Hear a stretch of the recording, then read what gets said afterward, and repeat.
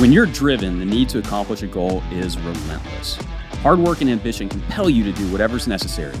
In my work as a personal injury trial lawyer for 18 years, it's common to meet driven people.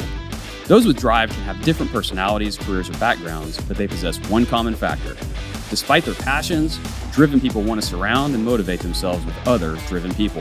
If you want to learn how to overcome obstacles by learning from others, then tune in here. This is the Driven Crowd Podcast.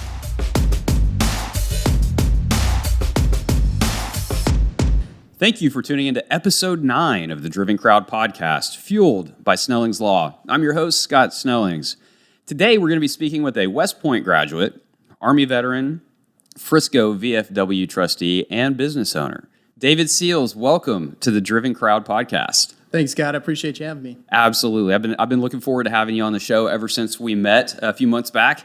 You have a great story, and I'm ready to dive into it. That's awesome. Yeah, I've been trying to figure out what I'm going to say, but I guess we'll see how it goes. I appreciate you having me. I've always been told I have a face for radio, so I guess a podcast is exactly where I need to be. Well, unfortunately, this one's filmed too, so they can still see you on YouTube. And I recommend that you do that. David's a good-looking guy. So back in 1986, I walked out of a movie theater convinced that I was going to go to the Naval Academy and fly jets, just like Tom Cruise did. Apropos timing, considering Top Gun Maverick just came out a few weeks back, and I was sitting in the movie theater with my wife, and the opening scene came on for that movie, and I got goosebumps because it took me all the way back to 1986 when I was a kid, and I think I saw that movie 20-something times in the theater. But as I kind of grew up in high school, I always had an interest in the service academies, and so I kind of looked into what all was required, and I mean, they are a top-notch school. It is as hard to get into one of the academies as it is to any college out there. So tell us about your background and kind of how you ended up at West Point.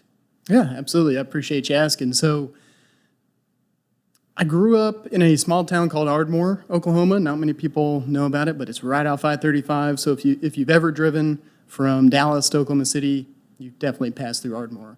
Gotcha. So small town, community feel, and from the very beginning, my parents helped me establish sort of a sense of community service, or at least the value in community service, giving back to the city and the community that helped raise me, so to speak. Okay. So got involved in, Boy Scouts, became an Eagle Scout, strong patriot from the very beginning, sense of service. And then also have a strong military heritage in my family too. So all the way back to my great-grandpa, and I'm sure even more, but great-grandpa is what I know of now. He was at North Carolina National Guard as a field artilleryman. And then my grandpa, he graduated from Texas A&M, and that was when they were pushing people through in 2 years. Oh, wow. Because they had a pretty big war back then, World War II. He came out as a field artillery officer, and back then, that was about the time they were carting cannons around on the back of mules. So he kind of got tired of that, and that's when they were standing up the Army Air Corps, and he raised his hand, said, "Hey, I volunteer, want to go fly." They chose him, and kind of the rest is history with him. He spent, I think 28, 30 years in the Air Force, something like that, got out as a colonel. And he's the only guy I know of who, as a pilot, has been thrown out of an airplane and fallen back into that same airplane. All right, you're going to have to explain that because that does not make any sense at all.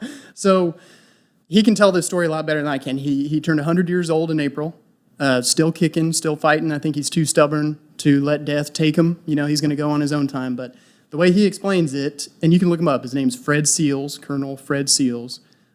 He was on a resupply mission in Korea, and for whatever reason, the crew couldn't get the cargo out of the plane.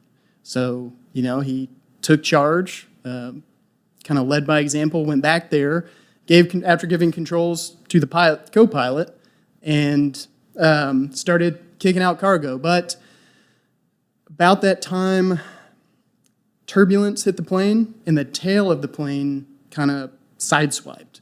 And he was picked up, thrown out of this plane, and what he remembers is kind of being belly down, looking at the ground, looking over at the plane, and then looking back down again, and all of a sudden turbulence hit again, and he was sucked back into the plane. Fell on his hands and knees. I think he broke his femur. All things considered, that was a minor injury compared to what could have happened. And yeah, if fate hadn't struck, or whatever you want to call it, we wouldn't be having this conversation today, because that was before my dad was born. And my dad served in the military too. He had 28 years as an MP at first, military police, and then as an infantryman, and got out in the Oklahoma National Guard. Wow. So going back to your grandfather, it sounds like we need to get him on the podcast. If that's one of his stories, I can only imagine the other ones that he has. I'll talk to him, see if we can make it happen. All right. So he is thrown out of, I'm assuming a large airplane if it's carrying cargo, and then sucked back in. I cannot imagine what was going through his head in those however many seconds that took to occur. Probably a few cuss words, but then he probably just thanked God that he came back in, because at that point, what can you do? You can't control it. He didn't have a parachute on, didn't think he'd need one. And that, like I mentioned, we wouldn't be here today. Did the crew see what happened? Oh yeah. So look him up. He's been on, been in Stars and Stripes, Ripley's Believe It or Not, a couple other, military-oriented magazines, and he has...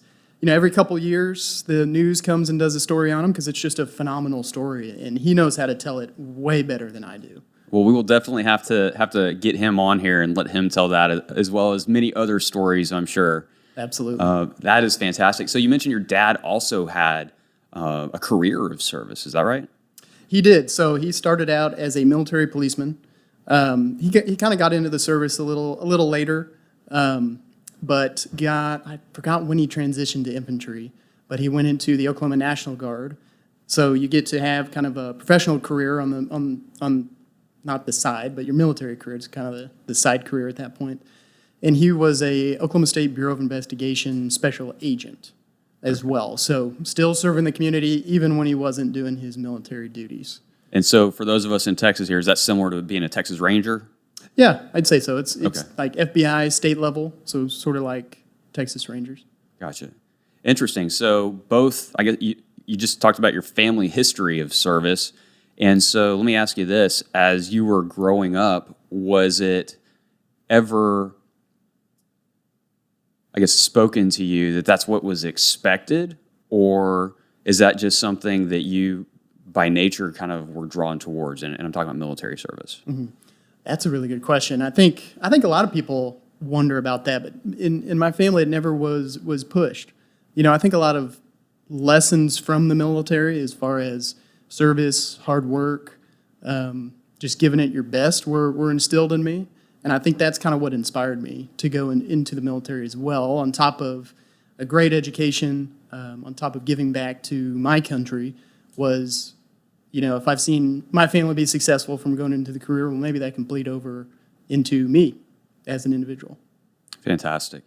So as you're growing up, going through elementary school, middle school, high school, at what point do you start to consider going to one of the service academies? I would recommend, so do it how I did it. And that was, if you think you want to go, do it as early as possible. So I got started for my freshman year of high school. Okay. So preparing myself physically, mentally, not only from a academic standpoint, but just from a mental toughness, a grit standpoint, by putting myself in leadership positions, challenging situations, so I can, survive up there at the academy, because it's a whole different beast compared to a high school education or regular college in general, I'd say. So get started as early as possible, 8th grade, 9th grade, whenever you can, just to make sure you're mentally and physically ready. Okay. And when you say get started, obviously physically you can start working out. You can start, I'm sure there's all kinds of workouts online for, hey, here's the best way to prepare for either going into the military or an academy or something along those lines. But what else can you be doing other than physically working out and focusing on your academics, making sure you got a solid GPA, because that's clearly one of the things that they're looking at. Mm-hmm. What else can you be doing? You mentioned pushing yourself into leadership positions. How did you go about doing that? So for me, it started with Boy Scouts. There's that ingrained leadership training in the scouting program. Back then, it was called Boy Scouts. Now I think it's just called Scouts. But there's that built-in training plan to get you ready to be a leader. So from there, it kind of stemmed off to, National Honor Society, student body president, things like that, just so you can get exposure to different challenges or difficulties that come with being a leader. As far as the physical side, work on cardio. Cardio. That's what I did. And then core strength and then the rest of it. You know what I mean? So build that foundation because you're going to be running a lot. You're going to be running a lot physically, but also mentally, militarily as well. What about, we always hear kind of one of the hardest parts about either officer candidate school or one of the academies is the sleep deprivation. Mm-hmm. Running on very little sleep, but having to function at 100%. Is there any way to train for that, or is that just something that you figure out along the way? For me, I figured it out on the way. I never went as hardcore as when I was growing up, depriving myself of sleep. I always wanted to make sure I was, at peak condition, ready to go so I can compete in sports, keep my grades up just to prepare, keep my packet, at the top of the list for the academy. But you'd be amazed how quickly and how well the body adapts to the environment you're in, especially when you're busy and you don't even notice it. So the structure of the academy, at least from what I remember, it is, wake up would probably be around 5. You do a little bit of personal PT or physical training. Then you get ready for breakfast. Then you go to class until lunch. You have a small lunch break. Then after that, you can have a study break or a lecture break, depending on the day. Then from 1 to 4, you have class until it's time for team sports. So whether you're core squad athlete, so intramurals, club squad, so your different clubs around the academy, or your NCAA sports. So everybody always has a sport to play. And then after sports, you have dinner, mandatory dinners, and then study period until 11 is lights out, so to speak. But nobody's done studying by then. So usually it's 1 in the morning until you can go to bed. So you do all that, get a few hours of sleep, wake up and do it again for 4 years. And that's kind of the tempo or the battle rhythm, so to speak, as you go through it. And your body adapts, your mind adapts just because you find out you can do it. Plus you add that with your why. Why are you there? And it kind of keeps you driven to go forward. So going back to finding your why. Mm-hmm. I guess first off, tell us what's your why. Why do you do what you do? So I've always wanted... I'm going to back up. So getting out of the military, it's a weird transition. So once you're in the military, you kind of know why you're there. And it evolves eventually into being there for your brothers and sisters who you're side by side with. But once you're out, you almost lose a little bit of your identity. So one of the things that I did when I got out is I took I like personality tests. Sure. I think they enlighten you a lot on stuff that you may not have known. I did the Strengths Finder 2.0, the Clifton Strengths Finder. Yeah. That's a great book. It's a book out there. You go take a test online, and the book will tell you what you're good at, what you're not good at, and all those things too. Yeah, absolutely. And it compares different questions and how you answer them. They're quick answers, less than 10 seconds, so it's really instinctive. But once I finished that test, one of my top strengths was significance. I want to be, and I've always wanted to be, I felt it, a significant part of society, a significant part of people's lives. And I think that is what drove me, that is my why ultimately. So whether it's significant part of my own life, that's kind of a weird concept to think of, but significant of my wife, the rest of my family, and then ultimately my clients. But when I was at West Point, that was definitely there, the significance piece. But I don't think I knew it. It was just something inside my mind, so to speak, that drove me. All right, so we're going to come back to that. Let's talk a little bit more about getting into West Point. Obviously, you're getting yourself ready. You're putting yourself in leadership positions. Your grades are great. You're in great physical condition. In terms of sports, you mentioned everybody played a sport. So what would you recommend to anyone looking to get into the service academy as it relates to sports? Do you recommend individual sports, team sports? Where would you go? I would say find something you love and that you're good at. So I'll be honest with you. I am not good at sports that Well, I'm better at sports that are more exercises. I'll put it like that. So weightlifting, running, things of that nature. So track, cross country was right up my alley. I was not good at football, basketball, baseball, and I don't know why. It's just one of those athletic things, I guess. So do something you like doing. Don't force yourself to do something that is just going to drain you emotionally just because you hate doing it. Do something you'll stand out in because you love doing it. But something that prepares you, gets the old ticker pumping, and something that prepares you for the rigors of whatever challenges lie ahead, whether it's the application process, whether it's an academy itself, or just life after the academy, something that sets that foundation for you physically going forward. Because, the physical bleeds into the mental, and the mental bleeds into the physical. It all just kind of feeds off each other. And so the Service Academy is receiving, I would imagine, thousands and thousands of applications every year. What put you over the top, do you think? Luck? No. Luck? I'm not sure. I stayed pretty much top of my class. I was captain of the cross country team, Eagle Scout. I did a lot of extra volunteer hours, whether it was through scouting or through the school or church.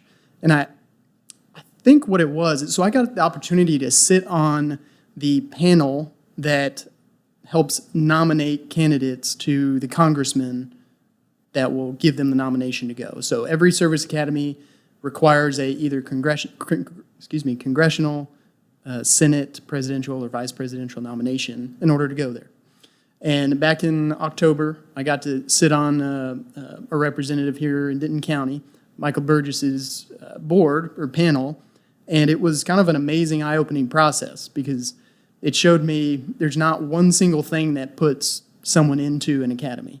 You have to be a very well-rounded individual. So you can't just have the highest grades but no physical or no leadership. And you can't have leadership, great physical, and your grades be low. You have to be very well-rounded, top of your class. And even then, you choose the best of the best from that scenario there. So I do think it was a mixture of luck or a blessing, as well as all the hard work I put into it. Because like I mentioned, I was dedicated from freshman year, very solely focused on getting into the academy. And that the academy came to mind, I think, when my grandpa on my mom's side, he went to St. John's Military Academy, which is kind of a JROTC or high school level military academy back in his day. And he sort of inspired me, or not pushed, guided me towards one of the service academies. And I chose West Point because it was Army related, and my dad served in the Army. My grandpa was there for a little bit until he went to the Air Force. So I forgot where we were going with that one.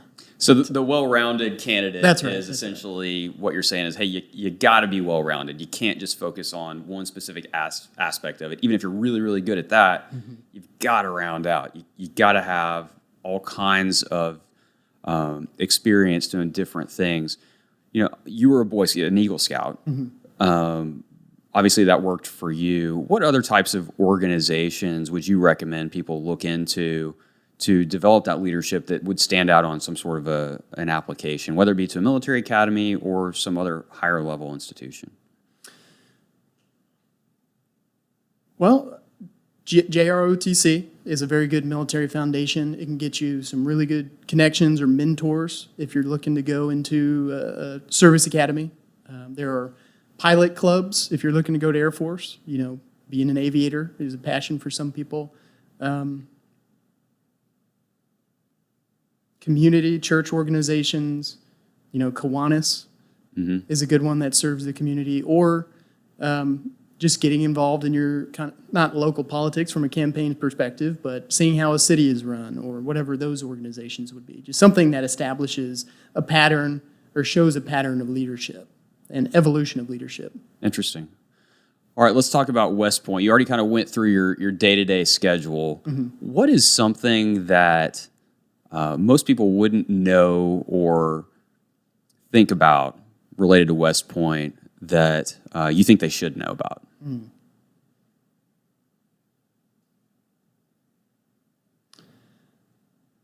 So So you get really good at sneaking in naps every now and then. And that's kind of one of them. So you have daily room inspections, especially if you're a lower classman. If you're an upperclassman, you get to do the inspecting.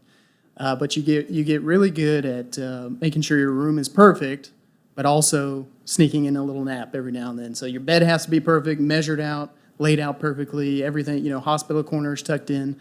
So you can almost go half asleep, get a solid, restful nap, but still hear everything that's going on in case there's an upperclassman coming to inspect you. But that was kind of a joke, but it's true. There's a lot of truth in that joke. One of the things that has stuck with me since was just the level of friendships that I made when I was there. So there were, for me, and I think you have to in challenging times, is create those friendships because nobody goes to this world alone. For me, there's me and 6 other guys, and we just stuck together from day one. We came together. They organized you in companies after your first summer there, and we came together and just clicked right away. And we all told each other, hey, nobody's leaving. We're not letting anybody leave or letting anybody give up. And I think that's the thing that most people don't talk about is just the forever friends that you make when you're there. I remember growing up, Army Navy always gets its own Saturday for the football game. No other football games going on, just Army Navy. And I remember as a kid growing up, I always loved watching that game. The pageantry and just they would always be, focusing in on specific players and talk about, what they were going to do after they graduated in either the Army, the Navy, the Marines. What was it like being at your first Army Navy game?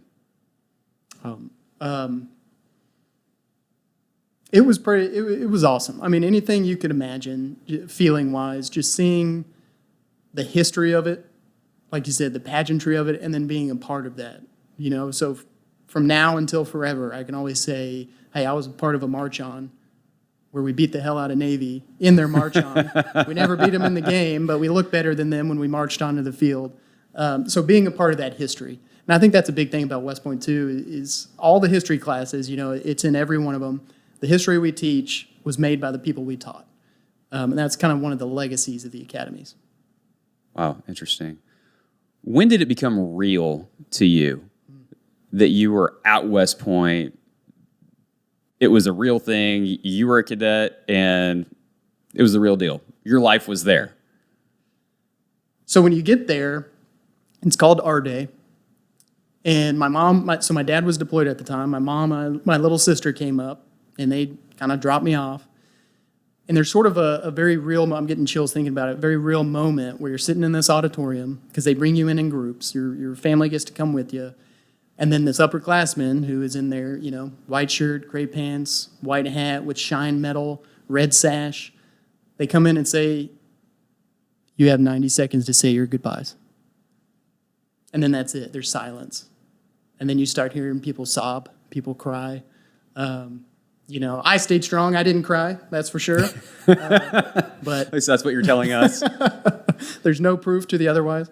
But that's where you give your hugs. I gave a big hug to my mom, big hug to my little sister. And you walk through the doors, you hear them click, and from then on, you have no more control. And I think that's when it became real. It was either that or when they were shaving my head initially. That always drives it home. Yeah, taking all of your hair from you. Did you grow it out before you showed up, or did you just keep it short and tight? Believe it or not, sophomore and junior year, even going into senior year for the most part, I had hair down to my shoulders. Getting it out of your system. Getting it out of my system. Beautiful, long, curly hair that made most girls envious. Got it out of my system. And I forgot when I think I got it cut when I had to get serious about the interviews for West Point. Yeah, I can't imagine they would enjoy that too much, you showing up with shoulder-length hair to an interview. And you definitely want to put every odd on your side, that you can. So you mentioned that your group of 6, y'all were a pack. Nobody was allowed to quit. Mm-hmm. Y'all weren't going to let each other quit. Obviously, there are people that wash out. What to you differentiates those who can push through all the difficulties, the lack of sleep, the physical, the emotional, the study-wise difficulties. What differentiates them from the people who do end up washing out? Wow, that's a good question. I think it goes back to knowing your why, but understanding your why. Because there were days where I didn't think I was going to make it. Mentally, I was exhausted. Academically, I think I was at my wit's end, probably because history, I don't know. But I knew I wanted to be there because I wanted to be a significant part of society. And to me, that meant serving the country at that time. And I think people who go there thinking it's just going to be this awesome, apologize about this, Top Gun experience, where it's just going to be flashy all the time, you're doing fun, cool stuff. I think those are the people who don't understand why they're there and maybe don't have the level of grit that it takes to get through the experience. But that's just kind of an observation.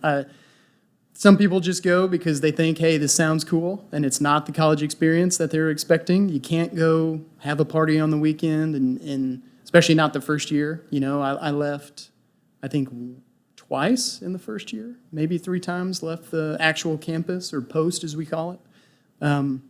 So you have to know your why and what's going to keep you there, and you have to keep reminding yourself of that daily, if not hourly, if not every 10 minutes. Just to stay focused on your why. Why are you there? And so take us through mentally how you did that. Say you're on a run. Well, you're good at running. So what's something you're not good at? Obstacle course or very little I'm not good at.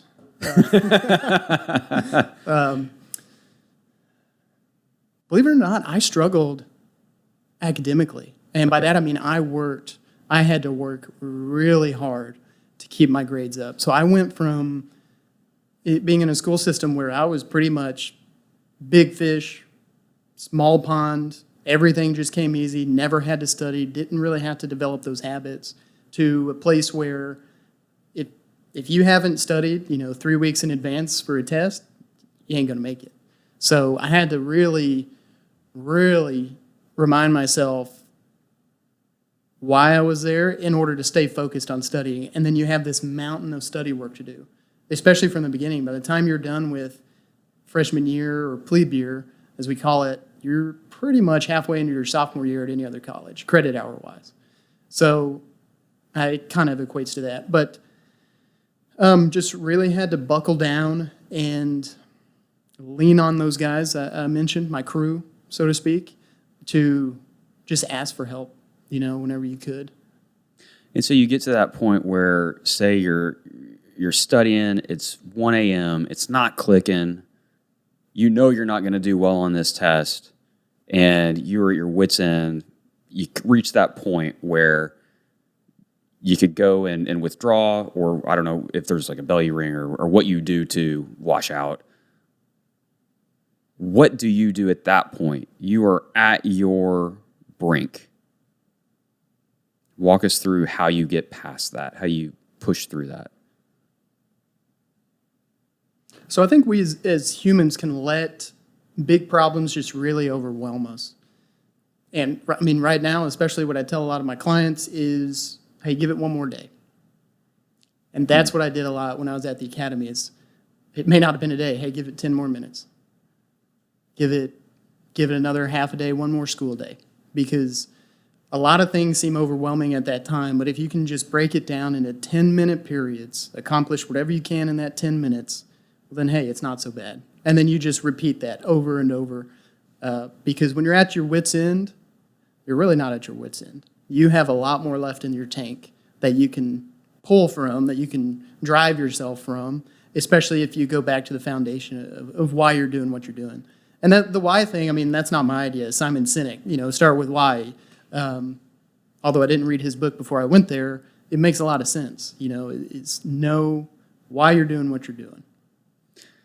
And physically, same thing. Just 10 more steps, 20 more steps. Exactly.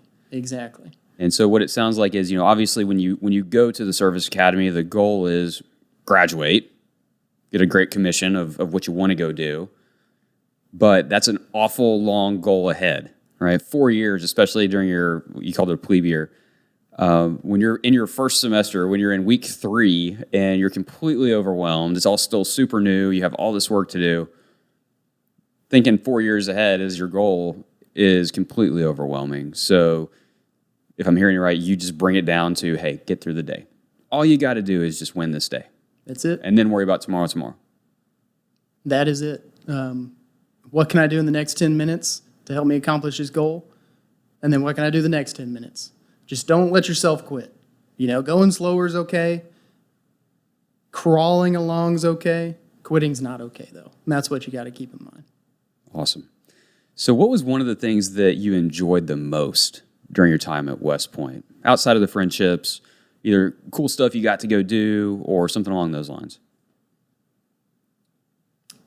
So your summers, they're taken up by training. So first summer there is you're before your plebe year. You're not even a cadet. You're a new cadet.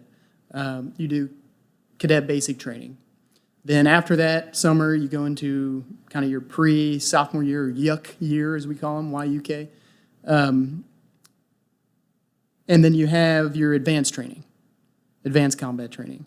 Then after that, in the summer, you can either do a military school or take a little vacation or do a trip somewhere to learn about the history of the place, whatever. So those outside activities are kind of what you grab onto in the summer to just go learn or have fun or whatever the case is. So I want to say it was after the cadet CFT, cadet field training, the advanced training, was airborne school. So I got to go fall out of airplanes. And I say that because a lot of people call it parachuting or skydiving. It's not. I mean, you're only 2 miles up, you're tethered into the plane, and you have a ripcord that pulls for you. So you just have to hunker down and hope that parachute opens. So no getting sucked back into those planes. Yeah, no. It's once you're out, you're out.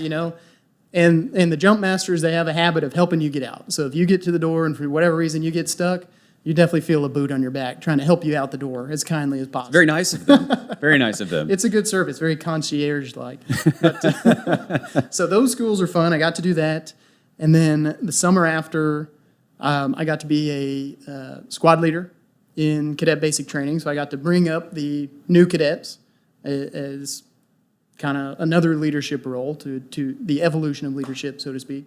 Then I'm sure you were equally as nice and accommodating as the guys pushing you out of the airplanes. I was very constructive. Very constructive. lots of constructive criticism for them. A lot of it, yeah. Because nobody's perfect, and I wanted to help them realize that. Hey, the sooner they learn humility, the better off they're going to be, right? You're 100% right. And then after that, I got to do air assault school. So air assault's different than airborne because you get to rappel out of helicopters. So you get to control your descent. You get to learn how to, we call it sling load, but hook up and attach everything to helicopters to have the cargo moved, whether it's trucks, cannons, supplies, things of that nature, to facilitate a military operation or military movement. So that was really neat to do. So you at the academies, you get to go do military training outside of West Point to get you prepared for the military. And that became immensely valuable once I was actually at a duty station as a second lieutenant, because it kind of gives you a little credibility, so to speak. Sure. You're not just coming straight out of school. You've actually done some stuff. Exactly. And it's not a lot, but you've done some stuff to where you don't just have this blank chest. You can have a few little pins or medals on there. And it's pretty neat. So as you move towards graduation, at what point do you decide what it is that you want to do in the Army? Or is that just something that they decide for you? So you get to put in your preferences, but it's kind of needs of the Army. And if there's an order of merit list to where you have a class rank, and hopefully you're high enough on that rank to where you get what you want rather than where the Army needs you or where the Army places you. But how I chose is, I mentioned cadet field training, the second summer that you're there after your plebe year. It involves military tactics, operations, and then you get to go around to different stations, we'll call them, where they have the different branches of the Army. So your different infantry, field artillery, aviation, tanks, armor, to where they show you what all these things do, how all the people are. And I just, for whatever reason, the process of field artillery clicked for me The people clicked, great personalities. But I'm a pretty process-oriented guy, so I needed something and that was process-driven, and there's nothing more process-driven than being able to shoot a cannon, 22 miles away, to be able to hit a target within 50 meters of a target. Especially from a donkey. Yeah, exactly. They've upgraded a little bit since then. Okay, all right. So you chose that, I assume. Is that right? That was your top choice? Your top choice? Yep, field artillery was top choice. Okay, and did you get that? I did. Awesome. So as you approach graduation, you now know what you're going to be doing. What are your big takeaways from your time at West Point? I think it's just leadership style training or the foundation for the leadership style that you want. There's definitely wrong ways to be a leader, but there's no exact one right way to do it. So you kind of got to develop your own your own philosophy, your own style of leadership. And the academy, through their military science classes, help you do that. So there's kind of three pillars, so to speak: the academic, physical, and military side of your ranking. And on the military side, you have your summer trainings, your leadership positions, and your military science classes. So all that stuff comes together to help you realize how you want to be a leader, what you want to do. And, my dad was a non-commissioned officer. He kind of told me the best advice I think I got is just listen to your non-commissioned officers, because those are the guys who are down, getting their hands dirty, technical professionals, and they know their soldiers far better than a officer ever would. And that's just because they're down there working with them while you're managing the admin piece, the training cycle piece, the ply, and just tactical leadership of your unit. So listening to your NCOs rather than coming in and thinking, NCOs, non-commissioned officers, coming in thinking that you're just this great leader, it's my way or the highway type deal, and really making it a collaborative effort to lead together. Because like I mentioned before, nobody gets through this alone. Absolutely. It's funny, whenever I first started at the firm that I went to straight out of law school, we were assigned paralegals or legal assistants, depending on what it is that we were doing. And I remember the day I met mine, she just kind of looked at me as I introduced myself. And later on, I was like, you gave me like this stare. What were you thinking? She's like, I was trying to figure out which one you were. And I was like, what do you mean? She's like, were you going to be the one who came in knowing everything, or were you going to be the one who actually let me teach you to do what's right? And I was like, okay, well, which one was I? She's like, you were the good one. And it's funny because I think that spans professions, right? You have people come in, especially young'uns, newly out of school, who think they know it all, come in and they don't know the first thing about what they're doing, and they start trying to change things, or they won't listen to people who know. Have you found that even in your service, whenever you did graduate from the academy and you got into the Army and started performing as a second lieutenant?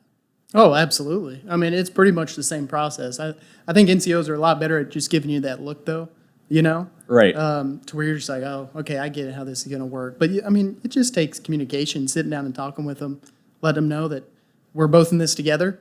Ultimately, me as the officer, it's sort of my hide on the line. Everything that happens or fails to happen is my fault. But that doesn't mean I have to be in charge of everything. So you definitely have to empower those that either work for you or work with you to make those calls, make those leadership decisions. We talked about this book on a separate podcast. I can't remember which one, but it's called Turn the Ship Around. And that's exactly the premise of the entire book, is you have to empower your people. There's no way that you can go and be in charge of everything. You can't know, this was a submariner's book, you can't know every job that a submariner does on that submarine better than the people performing it. So why would you try? Why would you not just empower them to be the absolute best and to run things to the best of their ability so you can focus on what it is that you're actually supposed to be doing? And if you haven't read that book, Turn the Ship Around, it's fantastic. Turn the Ship Around. Turn the Ship Around, yeah. Go check it out. So you learned a lot about leadership at West Point. What did you find that wasn't either applicable or you didn't really feel was right once you got out of West Point and started leading troops? Man, I've never been asked that question.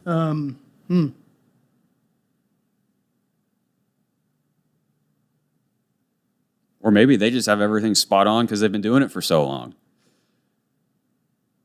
No, definitely not. Don't tell them I said that. All right, we'll make sure that this does not get streamed anywhere where a West Point employee could be found. All right, Joe?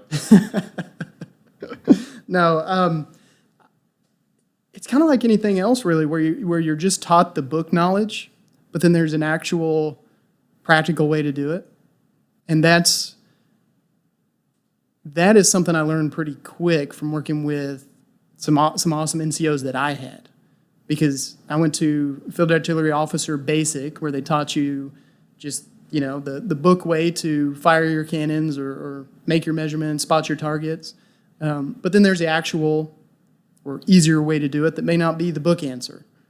But that doesn't mean it's wrong. It just means, hey, there's a way that it's taught, but maybe there'd be a better way. So I think as a leader, you also have to be good at knowing when it's time to shut the hell up and listen, and when it's time to be assertive, that as you need to be, as the situation allows.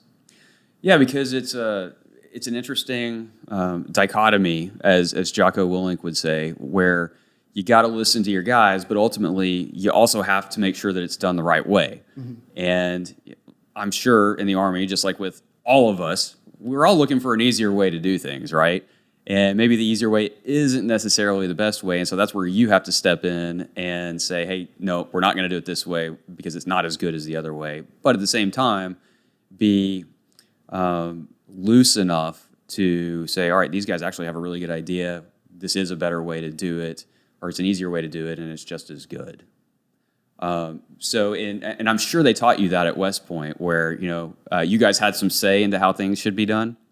Exactly. Like I mentioned, everything that happens or fails to happen, that's your fault. Right. And that encompasses leadership. You got to be willing to give success to people who accomplished the mission, and you got to be willing to take the blame when the mission didn't get accomplished. And I think that's a fantastic lesson for anyone out there, right? We've talked about taking ownership. That's one of our core values at our firm. Is it doesn't matter if I didn't have anything to do with what was going on, if I didn't even know what was going on, if there's a mess up, hey, it's on me. Because ultimately, I didn't provide the right training, or I didn't provide someone with the authority to give the right training, or I didn't monitor it close enough. There's always something that I could have done better to prevent that from happening. But everyone along the way is expected to take accountability too, take responsibility, because that's how we grow. And in order to do that, what I've seen and what we've implemented is you gotta allow people to screw up.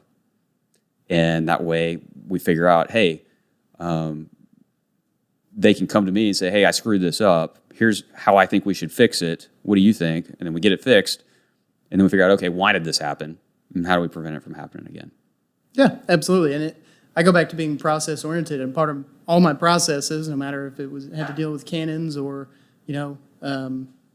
current days with all the other activities I'm involved in, is at the end of the process, we call it an after-action review, an AAR in the military. How can you identify what you did great at? How can you identify what you did horrible at, and then improve on those things, or sustain or improve on those things? So, like you mentioned, it just needs to be a part of the process. After-action report. We're going to implement that acronym at the office. AAR, yeah. AAR, after-action report. All right, so you go into the Army, Field Artillery. Walk us through your service in the Army. So I was stationed, right after West Point, graduated 2012. I was stationed at Fort Sill for Officer Basic. That's about a 6-month course. And then at West Point, you get to choose your branch. I say choose. You get to put in your preferences for your branch, and then also your duty station. So after Officer Basic, I was transferred or stationed at Fort Hood, about an hour north of Austin, here in Texas.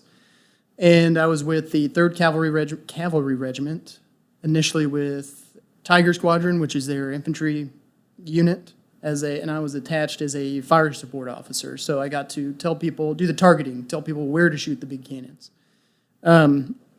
with that unit, I was deployed to Afghanistan June 2014 to February 2015. I think deployments were around 9 months at that time.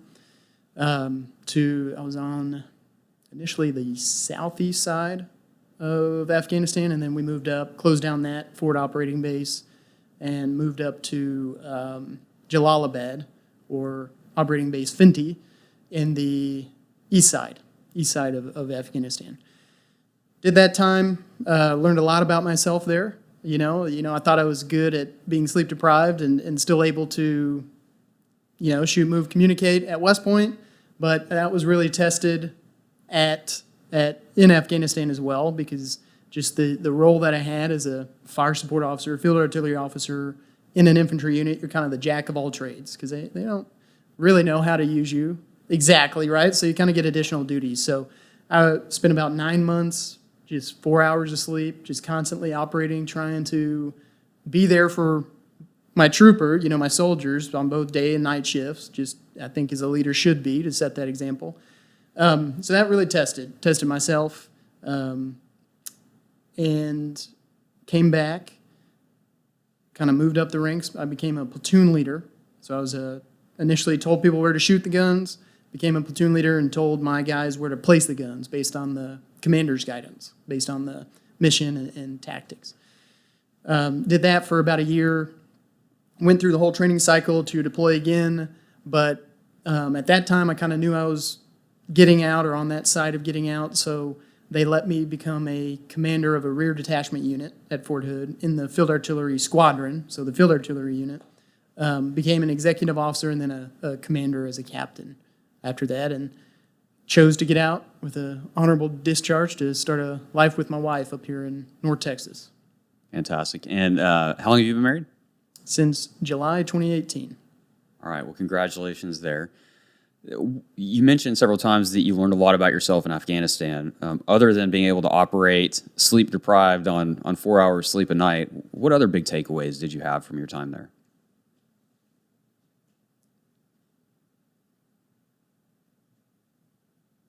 I learned sometimes the job people train for is not the one that they're best at. So I had he was a sergeant, he was a forward observer. He trained his whole military career to be a forward observer, an FO, but he just could not physically, really emotionally in combat keep up with the unit, the platoon he was assigned to. And that's really dangerous. So physically, you got to be able to keep up carrying your 100-pound backpack, your body armor, your ammo, your weapon, and still be able to have the mental clarity to call in a target, because you don't want to miss. And he just couldn't do that. I don't think he had the healthiest habits. Kind of smoked a pack a day, drank 2 pots of coffee a day, very little water. So he was just not a fit for field artillery, because it's very fast-paced. And the commander at the time wanted to kick him out of the Army, and I kind of knew that would ruin this guy's life. So I kind of made a personnel shift. I didn't start the process to kick him out yet. Kind of went back and forth with my commander, my boss, and I moved him to night shift. And at that time in the deployment, we had a big problem with radios. They just kept breaking. So you take a radio and you kind of just put it in the back in a safe where it can't leave, can't go missing, right. But you can't use it. So put him on night shift in our, it's called a TOC, or a Tactical Operating Center, basically our HQ. And I would come in the mornings, after a little rest and a little PT, and slowly I noticed all these radios would start being fixed, almost like there was a reverse gremlin out there fixing stuff rather right. than breaking it down. So I started asking around, what the heck's going on? And they're like, it's this guy. He's just sitting back there, crisscross applesauce, with these radios in his lap, just tinkering with them until they're fixed. He had no training on them. He wasn't, I say licensed, but he wasn't really authorized to break it apart and fix it, but he was doing it. And these radios were crystal clear once he started fixing them. So I kind of talked to my leadership and say, hey, this is what I'm noticing. This guy's back here, terrible at his assigned job in the military, what are some options that we have so we can keep him in the military, maybe switch his job designation to something that could not get him kicked out and not ruin his life. I think he's still in. I kind of lost track of him. But that was a big lesson for me is allow people the chance, like you said, to fail, but also allow them the chance to show you what they're good at and build them up from there once you figure that out. Did I explain that well enough? Absolutely. It's one of the principles that we're looking at right now. I think I've mentioned before that we're implementing EOS from the book Traction, and they talk about having the right people in the right seats. Mm-hmm. And you can have a person who's an amazing culture fit, but if you don't have the right seat for them, putting them in a job that they're good at, then they're just not a fit. You can have the right person, or you can have a person in a seat doing the job they're really good at, but if they're not a culture fit, then you can't have them in your organization because they destroy other parts of the company. So yeah, that's an interesting point learned from the front lines over in Afghanistan. Hey, anything goes over there. Absolutely, yeah. Anything else? Any other big takeaways you want to share? Nothing without a few beers in me. Okay, all right. We'll take care of that and then have you back on. So you leave the Army. You mentioned that it was difficult to make that transition, and we hear about that, right? We hear about that in the news of how difficult, especially our war veterans coming home. How did you successfully make that transition? And for any veterans who may be listening to this who are fairly new getting out of the Army, what would you recommend to them? So I'm going to kind of put it in military terms, so to speak, and I'll try to explain it best as possible. But when I was getting out, I had the fortunate opportunity from one of my mentors to be connected with another West Point graduate who was just super successful getting out of the military, knew what he wanted to do. I think went into the energy or oil and gas industry. And when I was talking with him, he kind of explained the transition out of the military, kind of like you're doing night land nav. And military folks, veterans will know what that is, but land nav is land navigation. So you have a map, you have kind of a compass or protractor, and you plot your points based on where you're told to go, and then you create your route on how to get there. So that's during the daytime. It's a little easier, still hard, because you got to be able to read your terrain, read your map, and see how the two of those are connected when you're looking out there and then looking on your map. But then you have night land navigation, where you can't really see the terrain, so you're solely relied on your map that you have in front of you. And your red lens flashlight, you have a red lens so the enemy can't see it from very far away. You have your compass, your protractor, your markers. But when you're doing your tests, you start your night land nav route or planning inside a tent with lights, with bigger maps that you can use for terrain association. And that's where you start your transition out of the military in the sense of night land nav. Is you're in the military, you kind of know where you are, you have advice from other people in your tent. Then when you get out, when you step out of the military, you're in the darkness, or at least feels like it. Because if you haven't plotted your points, if you haven't verified with your compass that it's calibrated, good to go, don't have your pace count, you haven't really measured the distance between each point, then you're lost. It's just dark and scary out there. So my advice would be, before you ever leave the military, leave the tent, make sure you have your plots pointed on the map for where you want to go. So start kind of where you want to be and backwards plan from there. Maybe I need to make 10 connections in this industry, or maybe I need to email CEOs in this industry to get their advice on what they would do. And definitely one of the points I would do is talk to other successful veterans on how they got out. So listening to this podcast, listening to me is great, but there's a ton of other resources too, like the VFW, American Legion, VA has some as well, but there's been other people who have been successful, who have gone kind of this way before you, and just lean on those guys. Because if you get out and just have no clue what you're going to do, they'll be, more likely than not, it'll be a homeless situation, no job, unless you have really great connections that just so happen to come by and swoop you up. Did I explain that one well enough? I know that was kind of out there with the night land nav reference. No, absolutely. I love it. I love the comparison. So out of the Army, where are you right now? What are you doing? So right now, I have a successful Edward Jones branch in Plano. I'm serving the community again. So I got into that role when I got out of the military. I worked for Capital One in their mortgage department. I had it was a great 9-to-5 job, really good pay, really good benefits. You got to sleep 8 hours every night. I got to sleep 8 hours a day. I could go home and not have any worries about what's going on in the economy or the world. And it was great. But then 8 weeks after I started that job, I was laid off. That's because Capital One, I worked for their mortgage department, and they sold their mortgage book of business. I have no ill will to Capital One. I think it is a great company if people want to go work for them. That's awesome. But I stayed with Capital One after that 8 weeks on the servicing side of mortgage because they told me it'd be about 3 years that they would service those loans. And what I was doing, I was a risk manager, and quote-unquote risk manager, and all that means is I was sending emails back and forth from our third-party vendors asking, hey, did you consider this? What are your controls for this? And that was it. And fortunately, I learned how to automate some tasks. So my day there would consist of I'd go to the gym about 6, be done by 7 in my cubicle by 7:30, and I would be done with all my work by 9.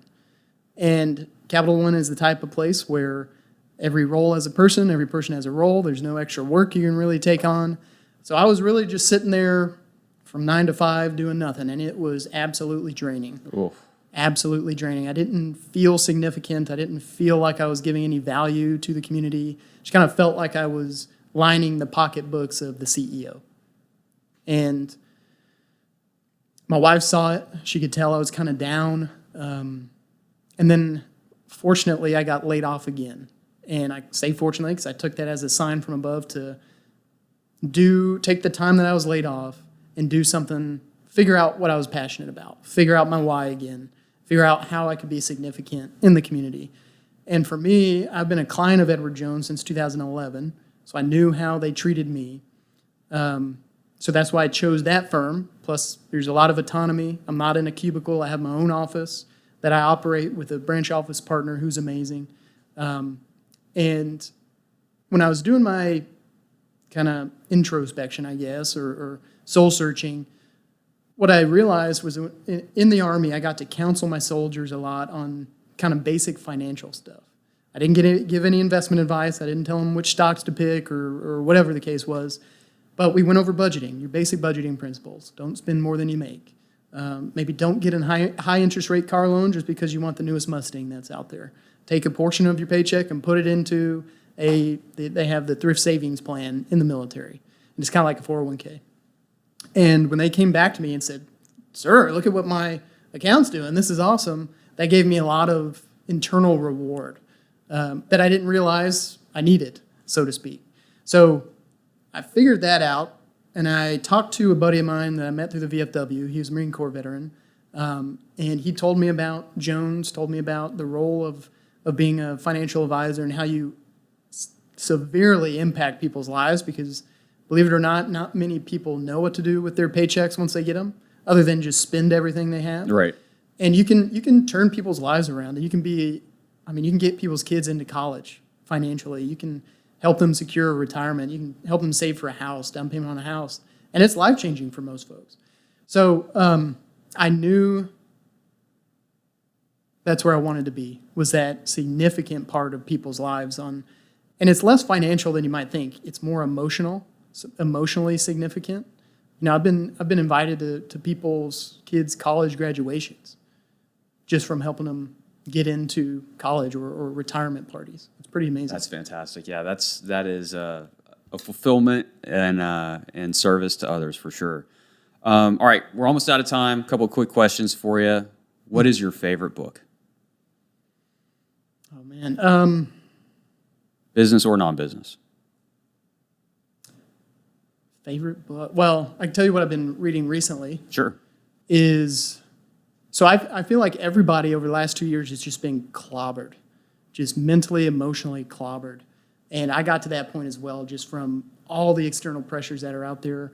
And what I've been reading recently, and this is not to get preachy or religious, is just the Bible. And I think for me, that just kind of centers me.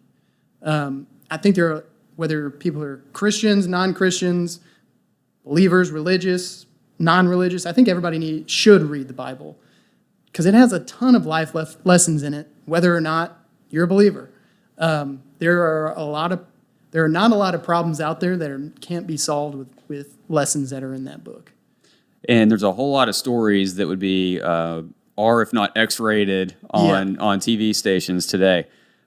Interesting. All right. So what about, you had mentioned Simon Sinek. You're a fan of his. Any other authors that you follow? Chris Voss has a really good book called Never Split the Difference. Yeah. That has helped me immensely in my business now.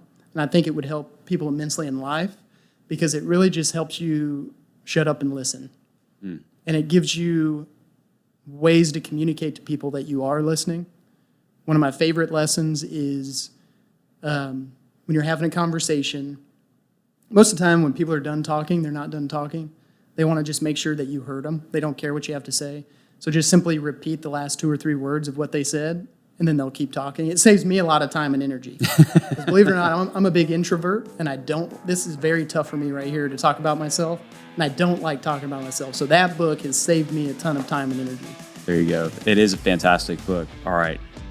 David, thank you so much. Thank you for your service. Thank you for being here today. It was a pleasure.